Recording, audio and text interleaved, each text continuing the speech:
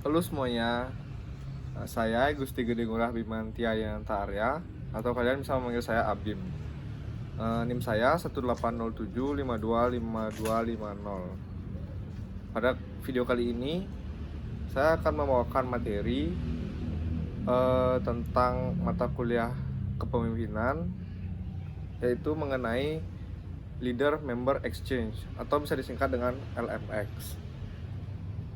Nah, mulai masuk ke teorinya. Teori Leader Member Exchange sebelumnya disebut dengan teori hubungan dua pihak vertikal, karena fokusnya pada proses pengaruh timbal balik pada hubungan dua arah vertikal, yang terdiri dari satu orang yang memiliki otoritas langsung atau orang lainnya. Teori pertukaran pemimpin anggota merupakan teori yang berfokus pada keterkaitan dan interaksi antara pemimpin dan pengikutnya.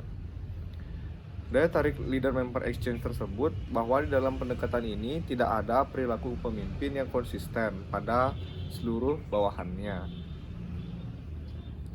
LMX menekankan perbedaan hubungan yang dikembangkan pemimpin dengan bawahan. Model ini sedikit berbeda dari yang sebelumnya, karena model ini berfokus pada kualitas hubungan antara para manajer dan bawahannya, berlainan dengan perilaku-perilaku atau ciri-ciri baik pemimpin maupun pengikutnya. Model ini juga berbeda karena tidak berasumsi bahwa perilaku pemimpin digambarkan dengan gaya kepemimpinan yang stabil. Dengan kata lain, sebagian besar model kepemimpinan beranggapan bahwa seorang pemimpin memperlakukan semua pegawai dalam cara yang hampir sama.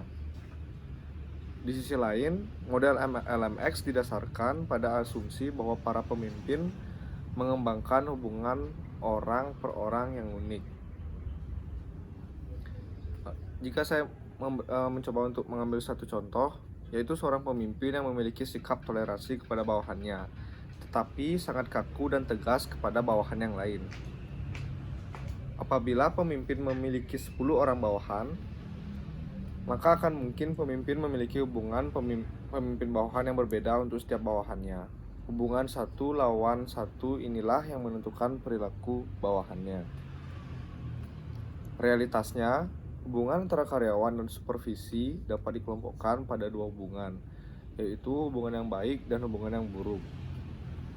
Hubungan yang baik akan menciptakan kepercayaan karyawan, sikap positif, dan loyalitas. Namun hubungan yang buruk berpengaruh sebaliknya.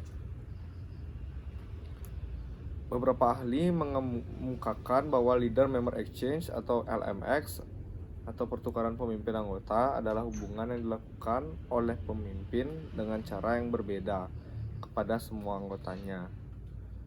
Pemimpin melakukan hubungan yang berbeda, yakni sebuah pertukaran dengan masing-masing anggota. Nah, kualitas LMX ini dibagi menjadi dua, yaitu yang pertama kualitas LMX tinggi atau nama kerennya in-group. Cashman atau Green berpendapat jika bawahan yang dapat dimasukkan dalam in-group atau kualitas LMX tinggi akan menjalankan pekerjaan mereka sesuai dengan kontrak kerja yang telah disepakati dan mereka dapat diandalkan oleh atasan guna menjalankan tugas-tugas yang tidak ada dalam struktur atau kontrak kerja menjadi sukarelawan atau pekerjaan tambahan dan untuk mengambil tanggung jawab. Atasan bertukar sumber daya pribadi dan posisi atau dalam formasi pengaruh dalam pengambilan keputusan, tugas-tugas, dukungan, dan perhatian sebagai imbalan atas kinerja bawahan pada tugas-tugas yang tidak terstruktur. Lalu yang kedua ada kualitas LMX rendah atau outgroup. Di sini hubungan outgroup melibatkan pertukaran terbatas pada kontrak kerja. Jadi bisa dikatakan kalau kelompok outgroup ini akan menjalankan tugas-tugas rutin sesuai dengan kontrak dari unit dan mengalami pertukaran yang lebih formal dengan atasan tanpa menjalankan tugas yang tidak ada dalam struktur. Dalam pendekatan LMX menyatakan bahwa pemimpin mengklasifikasikan para bawahannya menjadi anggota dalam kelompok in-group dan luar kelompok atau out-group. Seperti yang sudah saya jelaskan di atas, Anggota in-group memiliki ikatan yang sama dan juga sistem nilai yang sama dalam berinteraksi dengan pemimpin. Dalam hubungan ini, para pemimpin dan pengikut mengembangkan sebuah kemitraan yang dikamarkan dengan pengaruh timbal balik, kepercayaan timbal balik, rasa hormat, keberagaman, serta perasaan senasib. Lalu anggota outgroup itu sendiri memiliki kesamaan yang sedikit lebih jarang berinteraksi dengan pemimpin. Para pemimpin digambarkan sebagai pengawas yang gagal menciptakan perasaan kepercayaan timbal balik, rasa hormat, atau perasaan senasib. Tetapi teori LMX menyatakan bahwa anggota in-group akan lebih mungkin menerima penugasan yang menantang dan menerima imbalan yang lebih bermakna, sehingga anggota in-group akan memiliki sikap yang lebih positif terhadap budaya perusahaan dan memiliki kinerja dan kepuasan kerja yang lebih tinggi dibandingkan dengan pegawai yang out-group. Anggota out-group dianggap bukan orang yang diinginkan pemimpin untuk bekerja sama, dan hal ini seringkali menjadi self-fulfilling prophecy. Anggota out-group menerima tugas yang lebih tidak menantang, menerima imbalan yang lebih sedikit, menjadi bosan dengan pekerjaannya, dan pada akhirnya akan memilih berhenti bekerja. Teori LMX berfungsi pada dua cara, yaitu mendeskripsikan kepemimpinan dan merekomendasikan kepemimpinan. Dalam kedua fungsi tersebut, konsep utamanya adalah hubungan antara pihak yang dibentuk pemimpin dengan masing-masing pengikut pemimpin. Secara deskriptif, teori LMX menyatakan bahwa orang adalah penting untuk mengakui keberadaan in-group dan out-group di dalam suatu kelompok atau organisasi. Perbedaan dalam pencapaian tujuan oleh in-group dan out-group itu penting. Bekerja dengan in-group memungkinkan pemimpin untuk menyelesaikan lebih banyak pekerjaan dengan cara yang lebih efektif daripada yang bisa dia capai sendirian. Anggota in-group bersedia melakukan lebih banyak hal dari yang diminta dalam deskripsi jabatan mereka dan mencari cara inovatif untuk meningkatkan tujuan grup. Sebagai respon atas upaya dan dedikasi ekstra mereka, pemimpin memberi mereka lebih banyak tanggung jawab dan lebih banyak peluang. Pemimpin juga memberi anggota in-group lebih banyak waktu dan dukungan. Anggota out-group bertindak dengan cukup berbeda daripada dengan anggota in-group. Bukannya mencoba untuk melakukan tambahan, anggota out-group bekerja hanya dalam peran organisasi yang dibebankan kepada mereka. Mereka melakukan apa yang diminta dari mereka, tetapi tidak melakukan lebih banyak hal lain. Pemimpin memperlakukan anggota out-group secara adil dan menurut kontrak resmi, tetapi mereka tidak memberi perhatian khusus kepada anggota out-group ini. Untuk upaya mereka, anggota out-group menerima imbalan standar seperti yang ditetapkan dalam deskripsi pekerjaan. Nah, seorang pemimpin dalam model pembentukan kepemimpinan dari Green dan Ulbin tahun 1991 menyarankan pemimpin seharusnya menciptakan hubungan khusus dengan semua pengikut, daripada hanya berfokus pada perbedaan antara anggota in-group dan out-group. Selain itu, pemimpin harus mencari cara untuk membangun kepercayaan dan penghargaan dengan semua pengikut mereka. Nah, kita masuk yaitu dimensi dari leader member exchange tersebut. Di sini ada beberapa dimensi yang saya akan deskripsikan satu persatu. Dimensi leader member exchange ini ada 4 dimensi. Yang pertama yaitu kontribusi. Dimensi ini merujuk pada persepsi karyawan tentang jumlah, perintah, atau arahan dan kualitas pekerjaan yang telah dilakukan oleh pemimpin dan bawahan untuk mencapai tujuan bersama baik secara eksplisit maupun implisit. Bawahan yang kinerjanya baik dan membuat pemimpin terkesan akan menimbulkan kualitas pertukaran yang lebih tinggi daripada bawahan yang kinerjanya buruk. Lalu dimensi yang kedua yaitu loyalitas. Dimensi ini merujuk pada sejauh mana kesetiaan pada para pemimpin dan bawahannya, atau dengan kata lain sejauh mana pemimpin dan bawahan saling mendukung satu sama lain. Lalu dimensi yang ketiga ada afeksi. Di sini afeksi membahas tentang ketertarikan yang dimiliki individu kepada individu lain berdasarkan daya tarik interpersonal. Nah, dimensi ini hubungan yang dijalin sangat akrab dan saling menyukai secara impersonal. Artinya, pemimpin dan bawahan itu saling menyukai atau mengagumi satu sama lain. Lalu dimensi yang keempat yaitu penghargaan profesional. Penghargaan profesional membahas tentang kekaguman dan rasa hormat yang dirasakan seseorang atas pekerjaan yang telah mereka lakukan. Dengan kata lain, pemimpin dan bawahan saling menghormati satu sama lain. Oke, itu merupakan 4 dimensi dalam Leader Member Exchange atau LMX. Nah, selanjutnya saya akan menjelaskan tentang penerapan teori Leader Member Exchange ini. Untuk penerapannya ini, teori ini mengarahkan manajer untuk menilai kepemimpinan mereka dari sudut pandang hubungan. Penilaian ini akan menginformasikan kepada manajer tentang cara in-group dan out-group berkembang di dalam unit kerja mereka sendiri. Selain itu, teori LMX ini menyarankan cara di mana manajer bisa meningkatkan unit kerja mereka dengan membangun pertukaran pemimpin anggota yang kuat dan dengan semua pengikutnya. Terdapat 3 implikasi penting yang diasosiasikan dengan model kepemimpinan LMX. Pertama, yaitu para pemimpin dianjurkan untuk menciptakan ekspektasi kinerja tinggi untuk semua bawahan mereka, karena membuat standar kinerja tinggi membina LMX kualitas tinggi. Kedua, karena kemiripan kepribadian dan demografis antara para pemimpin dan para pengikut diasosiasikan dengan LMX yang lebih tinggi, maka para manajer harus berhati-hati sehingga mereka tidak menciptakan lingkungan kerja yang homogen dalam rangka memiliki hubungan positif dengan bawahan langsung mereka. Implikasi ketiga yaitu berkenaan dengan LMX yang buruk. Nah, di sini ada berikut saya akan menjelaskan tips-tips untuk meningkatkan kualitas pertukaran pemimpin anggota atau LMX. Di sini ada beberapa tips. Yang pertama yaitu tetap fokus pada tujuan-tujuan di departemen dan tetap positif terhadap kemampuan untuk mencapai tujuan.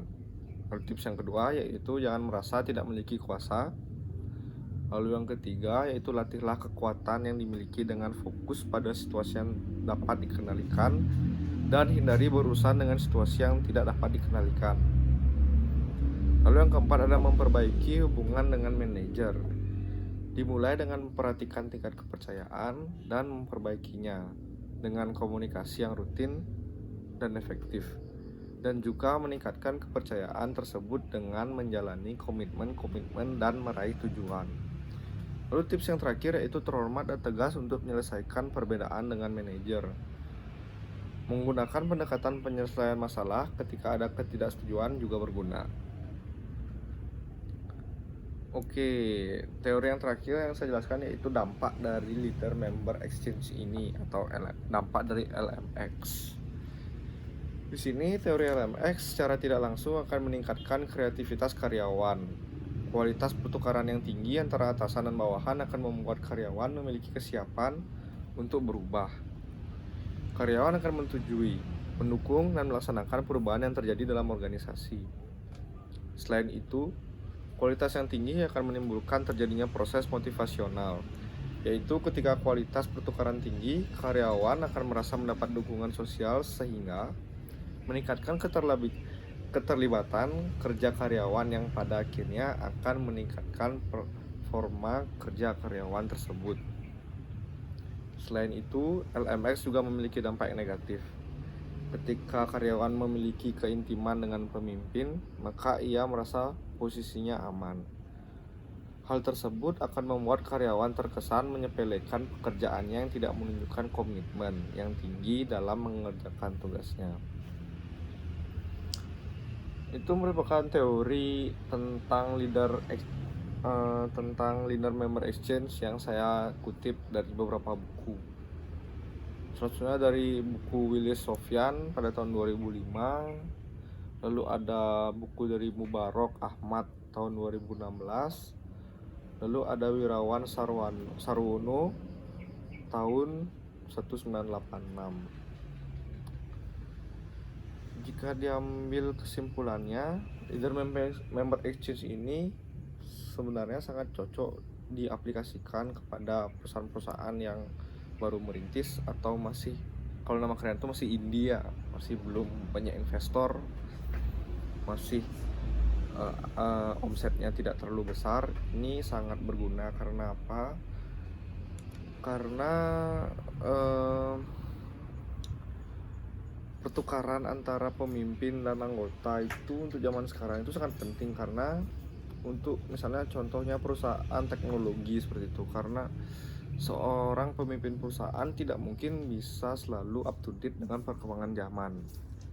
Seperti contohnya perusahaan Tokopedia yang awalnya memang dimiliki oleh dua orang yang memiliki ide yang sangat jenius ini, tapi dengan berjalannya zaman malah CEO Tokopedia tersebut yang banyak belajar dari anggotanya, yang membuat mereka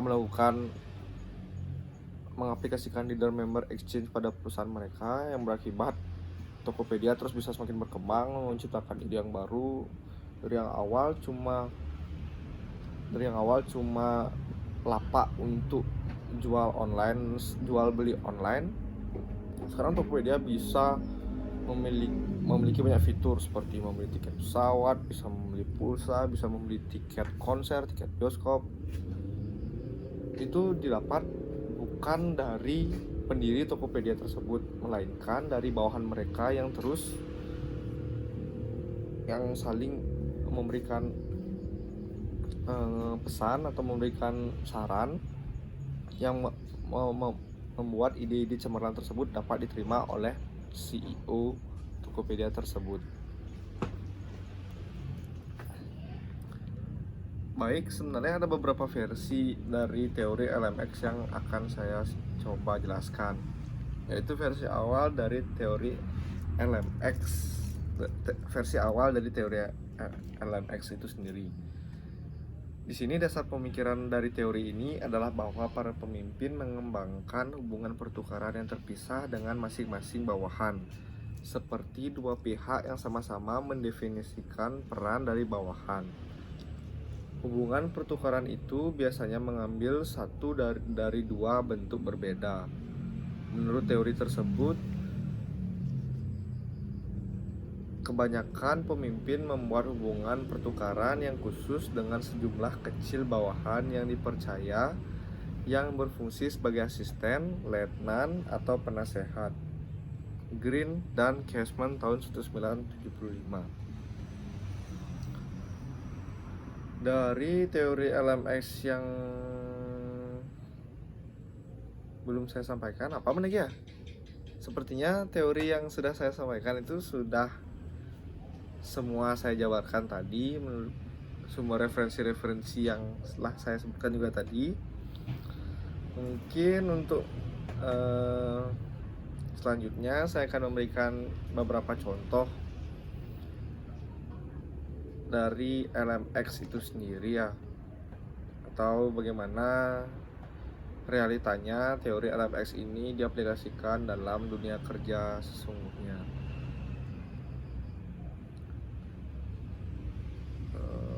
Bentar. Jika kalian pernah mendengar misalnya kalian memiliki sebuah perusahaan keluarga atau perusahaan yang bisa dibilang old school lah. Jadi old school itu biasanya pemimpinnya atau staf pemimpin seperti manajer, seperti general manager, seperti komisaris dan sebagainya itu cenderung sudah lebih berumur. Saya bilang tua ya, saya bilang berumur. Di sini biasanya apabila orang-orang yang sudah berumur yang tidak terlalu mengikuti perkembangan zaman, biasanya tidak bisa mengikuti atau stuck perusahaan tersebut untuk masalah marketing lah, untuk masalah manajemen, untuk masalah pasar. Mereka itu biasanya stuck karena tidak beradaptasi dengan teknologi-teknologi baru, dengan market baru, dengan cara-cara marketing yang baru lah. Nah, di sini biasanya teori LMX ini sangat berpengaruh atau bekerja ya. Karena jika perusahaan tersebut melakukan teori LMX ini, bisa saja misalnya dari pegawai-pegawai yang magang tapi sudah memiliki follower yang berjuta-juta itu bisa dimanfaatkan atau digunakan dalam tanda petik ya oleh atasannya untuk dimanfaatkan untuk memulai menggunakan sosial media sebagai marketing, menggunakan TikTok lah sebagai marketing. Karena orang-orang yang sudah berumur atau petinggi-petinggi tidak akan mengerti bagaimana prosesnya marketing dalam dunia baru tersebut. Itu salah satu contoh. Kalau mungkin dari contoh-contoh yang lain mirip-mirip ya, karena LMX itu emang seperti itu, lebih banyak kegunaannya dari segi pertukaran kerja, pertukaran job desk, bagaimana menghargai hubungan atasan dan bawahan. Ada yang cocok, ada yang nggak cocok. Biasanya kalau yang cocok itu diberikan tugas lebih tetapi dapat imbalan lebih. Kalau tidak cocok itu mungkin cuman disuruh mengerjakan job desk yang telah diberikan saja.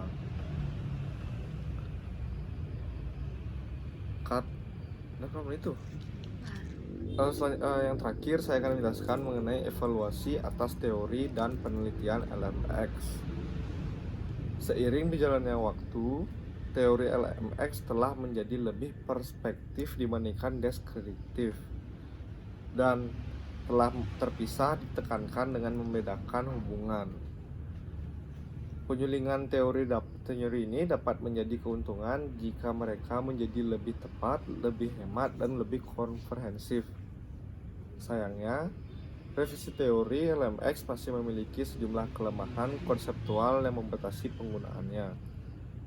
Versi awal dari teori ini tidak memadai menjelaskan bagaimana hubungan dinamik berkembang seiring waktu, bagaimana hubungan diadik berbeda dari pemimpin saling mempengaruhi, dan bagaimana hubungan yang dibedakan mempengaruhi kinerja keseluruhan oleh unit kerja pemimpin itu. Seenggaknya itu saya kutip dari bukunya Dienes dan Leiden tahun 1986. Masalah yang berkelanjutan selama bertahun-tahun mengambang mengenai sifat dari hubungan pertukaran. Perkembangbiakan definisi dan skala LMX tidak membantu mengurangi ambiguitas tersebut. Hanya sedikit bukti bahwa skala LMX mengukur sebuah konsepsi teoritis yang bermakna secara konseptual dan berbeda dari konsepsi yang telah tradisional, seperti kepuasan dan kepemimpinan. Kesepakatan yang lebih rendah antara peringkat kepemimpinan anggota dari LMX dapat berarti bahwa skala itu mengukur persepsi individual yang bias yang sangat berbaur dengan variabel lainnya. Teori ini akan ditingkatkan dengan sebuah gambaran jelas mengenai cara hubungan diadik berbeda dari seorang pemimpin itu saling mempengaruhi dan mempengaruhi kinerja kelompok secara keseluruhan. Barangkali terdapat titik di luar hal ini di mana perbedaan yang meningkat dari hubungan diadik mulai menciptakan perasaan penolakan di antara para anggota pertukaran rendah.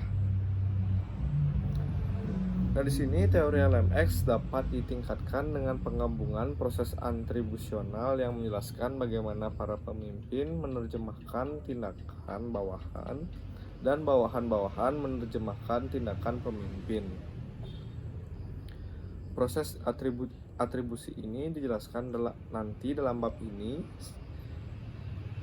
Cara untuk memperkaya teori ini adalah menyertakan konsepsi tentang keadilan prosedural dan distributif. Persepsi bawahan tentang keadilan dalam memberikan tanggung jawab dana, lokasi penghargaan dapat membantu menjelaskan perkembangan hubungan pertukaran. Tadi saya sudah menjelaskan mengenai teori-teori dari leader member exchange. Karena ini podcast, saya sekalian di sini mencari referensi-referensi mengenai leader member exchange yang saya browse di internet ya.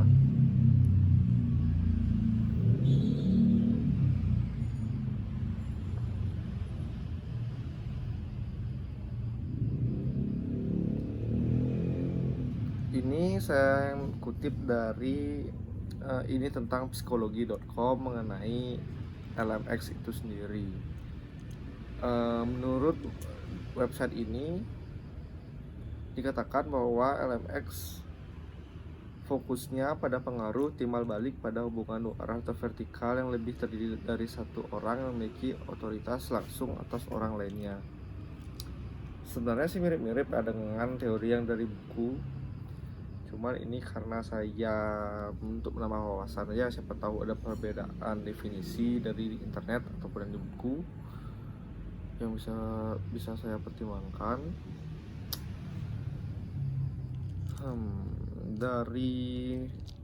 Dari jenis dari LMX ini juga pada situs ini menyebutkan bahwa ada dua kualitas LMX, yaitu kualitas LMX tinggi, maaf anjing saya lanjut. Teori LMX telah hampir eksklusif hanya mengenai hubungan diadik vertikal. Lalu Green dan Ulbin tahun 1995 mengusulkan agar teori itu dapat diperluas hingga jenis hubungan diadik lainnya seperti hubungan dengan rekan sejawat atau para anggota dari jejaring informal seorang. Lalu Sparrow dan Leiden tahun 1997 menyatakan hubungan diadik berkembang di dalam konteks sosial yang lebih luas. Namun hanya terdapat sedikit penelitian mengenai proses pertukaran dalam hubungan diadik dan non-hierarkis. Pertukaran pemimpin dan anggota merupakan teori universal yang hanya sedikit memperhatikan variabel situasional yang dapat mempengaruhi proses pertukaran. Lalu beberapa aspek dari situasi yang lebih mungkin menjadi relevan meliputi atribut demografis dari anggota unit kerja, karakteristik pekerjaan, karakteristik unit kerja, misalnya besaran, fungsi, stabilitas keanggotaan, dan jenis organisasi. Variabel organisatoris ini dapat mempengaruhi jenis hubungan diadik yang terjadi, proses pertukaran yang mendasari, dan implikasinya bagi individual dan organisasi. Hanya sedikit penelitian mengenai kemungkinan pengaruh yang mengenai variabel situasional untuk menentukan apakah mereka harus digabungkan ke dalam teori tersebut. Baik, sepertinya sudah jelas, semuanya sudah saya jelaskan mengenai teori dari LMX ini. Semoga materi yang saya bawakan hari ini dapat menambah wawasan teman-teman semua yang menonton. Apabila ada yang kurang bisa diberikan di komentar di bawah. Apabila kalian mendapat ilmunya, kalian bisa like, karena dengan like itu mungkin nilai saya bisa lebih tinggi mungkin aja. Baik, karena sekian dari saya ucapkan terima kasih. Dadah.